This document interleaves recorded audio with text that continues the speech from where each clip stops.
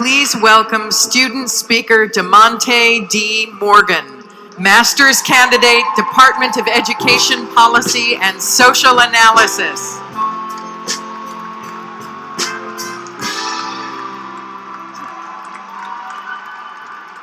Oh, I love y'all.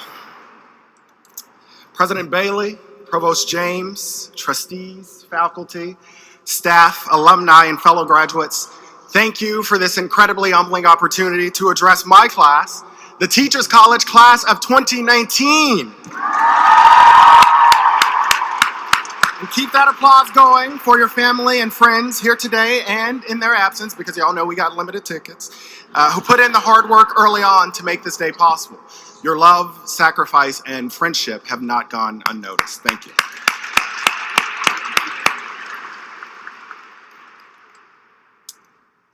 I find myself calling my mom a lot these days, which is how I know that she is really ready for grandchildren.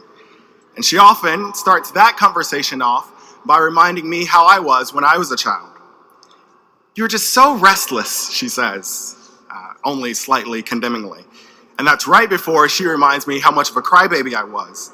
"You just wouldn't sit still," she said. Now, you gotta understand that calling a child restless in the Black child rearing tradition, it's pretty much hyperbole, such that whenever you readjust, twitch, or otherwise fidget, Black parents are keen to brand you with the phrase, "Be still," they say. Well, with all due respect to my mama and mamas across the diaspora today, I want to urge you not to be still, to be just a little bit more restless. Now, I'm not talking about the restlessness that comes from not having finished an assignment that's past due, or the feelings of transience that sometimes result from not knowing what your next career move is going to be. I'm not talking about the restlessness that many of us sometimes feel from being tight on finances or worrying if we'll find the right romantic partner. No, I'm talking about the restlessness that makes it difficult to maintain or accept the status quo. The kind of restlessness that mandates that we fight the battles of tomorrow today. Indeed, the history of our storied alma mater has been scripted by such restlessness. We're all familiar with the story of the college's founding. As the second industrial revolution raged on in the 1880s, and immigrants from across the Atlantic flooded our shores in search of opportunity, Teachers College was founded with a mission to reimagine teacher education for the social good of society, centering the experiences of learners, mostly poor and immigrant women, to create a new kind of pedagogy. In the 1940s and 50s, with the arms of Jim Crow still wrapped tightly around the South, it was Teachers College that took up the mantle of educating Black school leaders for counseling and stewardship in their segregated Southern schools. And even as recently as the last 2 years, we Teachers College students have marched with Black Lives Matter and for a sensible response to the climate crisis. We've lobbied legislators and worked with school leaders and have taught and inspired students across the 5 boroughs. In these ways and many others, we've already begun to add our imprint on the story of restlessness that is this institution.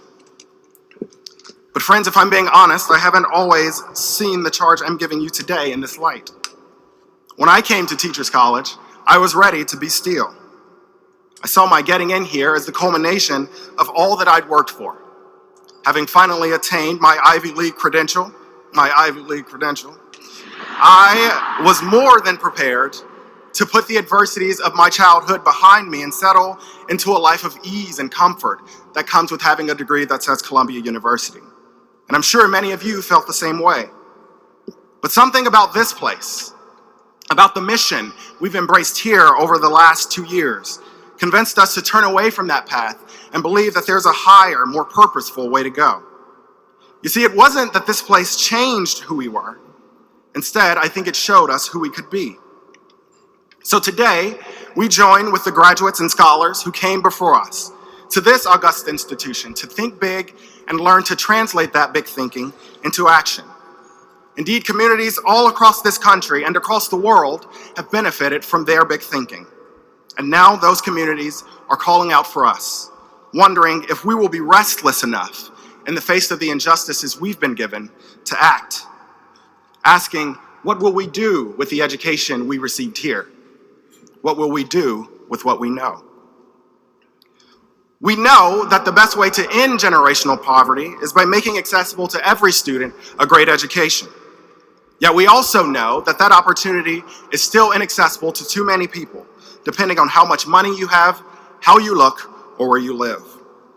We know that addressing disparities in health and in mental health in students early on reduces the proliferation of those disparities when those students become adults. We know that there's a pipeline that systematically moves young Black and brown boys from the school system to the criminal justice system with too much ease. But we know too that there are solutions to these problems that plague us, because we've talked about them, theorized about them, in our classrooms, in our study groups, and yes, even in our happy hours. And now it's time to act. And because I'm not one to play coy, I'm not going to tell you that it's going to be easy. These are big, even daunting challenges, but they are challenges that demand our big thinking now. Now, because there's a poor Black girl walking the streets of the Mississippi Delta, wondering if she'll be able to get an education that allows her to achieve her dream of becoming a teacher.